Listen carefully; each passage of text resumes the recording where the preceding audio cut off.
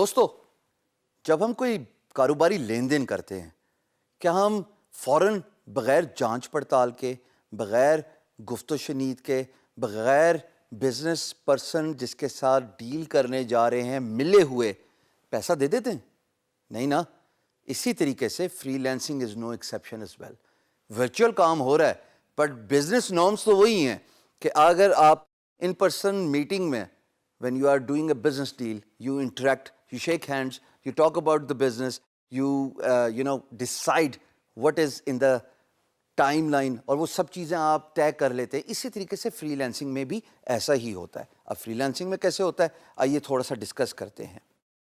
دیکھیے free lancing میں جب آپ پروجیکٹ اسکوپ، پہلے تو آپ کے لیے پروجیکٹ ایوارڈ کروانا بہت ضروری ہے. اگر آپ نے پروجیکٹ ایوارڈ کرا لیا یا اس سے پہلے والی ڈسکشن میں بھی بہت سارے فری لینسرز ایوارڈ کرنے سے پہلے بہت ساری جو کنفیوژنز ہوتی ہیں، جو مائل سٹونز ڈیلیوریبلز ہوتے ہیں ان کو فگر آؤٹ کرا لیتے ہیں، ان کو طے کروا لیتے ہیں. آپ بھی ایسے ہی کیجئے کہ جب آپ کو پروجیکٹ کا پی ایم بھی کھل جائے یعنی کہ میسج بورڈ کھل جائے تو آپ امپلائر کے ساتھ سب سے پہلا کام یہ کیجئے کہ آپ پروجیکٹ کا سکوپ طے کیجئے. یقین جانیے میں نے مار کھا کے سیکھا ہے دوستو، 15 سال کی مار، پریشانیاں، پیسہ لوز کر کے سیکھا ہے کہ اگر آپ پروجیکٹ کا سکوپ انیشیلی ڈیفائن نہیں کرتے آپ پروجیکٹ کے بیچ میں پیسہ لوز کرتے ہیں، اپنا ٹائم لوز کرتے ہیں، اور سب سے امپورٹنٹ بات آپ امپلائر بھی لوز کرتے ہیں، ایک پوٹینشیل امپلائر جو آپ کو بعد میں بہت زیادہ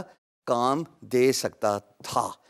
لیکن چونکہ آپ نے طے ہی نہیں کیا، معاملات ہی نہیں طے کیے، ڈیلیوریبلز طے نہیں کیے، مائل سٹونز نہیں طے کیے، ایکسپیکٹیشنز نہیں طے کی، نقصان کیا ہوا؟ دونوں کا ٹائم کا ضیاع. پروجیکٹ سکوپ ہوتا کیا ہے دوستو؟ مثال کے طور پہ ایک ایگزامپل میں دیتا ہوں. ایک پروجیکٹ گرافک ڈیزائننگ ہے. کیونکہ میں گرافک ڈیزائنر ہوں میں اپنے حساب سے بتاؤں گا. ظاہر ہے آپ کی جو بھی اسکل سیٹ ہے، آپ کی جو بھی ایکسپرٹیز ہے، آپ میری جو ایگزامپل ہے اس کو اپنے پروجیکٹ سکوپ میں ڈیفائن کر لیجیے گا. چلیے جی، لوگو ڈیولپمنٹ یا ڈیزائننگ پرائس ہے $100. جب میں انیشل ڈسکشن کروں گا تو میں بتاؤں گا کہ جناب اتنا ٹائم مجھے لگے گا اس پروجیکٹ کو ختم کرنے میں. So the first and the foremost important thing is time it will take to complete the assignment. That is the first thing I need to decide with my employer. اگر میرے employer کو ایک چیز 3 دن میں چاہیے اور میں ایزیومنگلی یہ تھاٹ پروسیس لے کے چل رہا ہوں خواتین و حضرات کہ یہ کام تو جناب 1 ہفتے میں ہی ختم ہوگا، کیونکہ میں نے پچھلی اسائنمنٹ بھی لوگوں کی 1 ہفتے میں ختم کی تھی. That is where the expectations are not meat.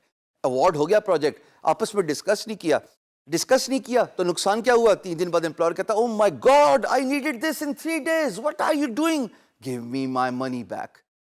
کیا فائدہ ہوا؟ صرف اپنے 15 منٹ کی ایفرٹ بچانے کے لیے 3 دن بعد 3 دن کا نقصان کیا آپ نے.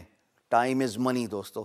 So it is very important that you decide the timeline of the project. Second thing which determines the scope of the project is the price of the project. یہ تو ایسا ہی ہے کہ اگر کاروباری لین دین کر رہے ہیں اور پرائس ہی نہیں ڈیسائیڈ کی. میں گاڑی بیچنا جاتا ہوں اور میں گاڑی کی پرائس آسکنگ پرائس ہی نہیں مانگ رہا. ارے یہ کیا بات ہوئی؟ کیا ایکسپیکٹیشن ہوگی بائر کی، کیا ایکسپیکٹیشن ہوگی میری کہ مجھے کیا پرائس مل گیا؟ So these are 2 fundamental mistakes freelancers typically make when they are beginning a project.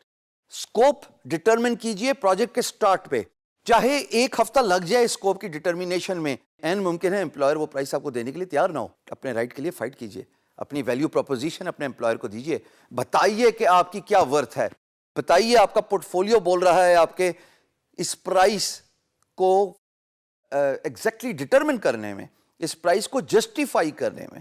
So this is very important to decide the project scope in the very beginning of the project in order to avoid any pain down the road.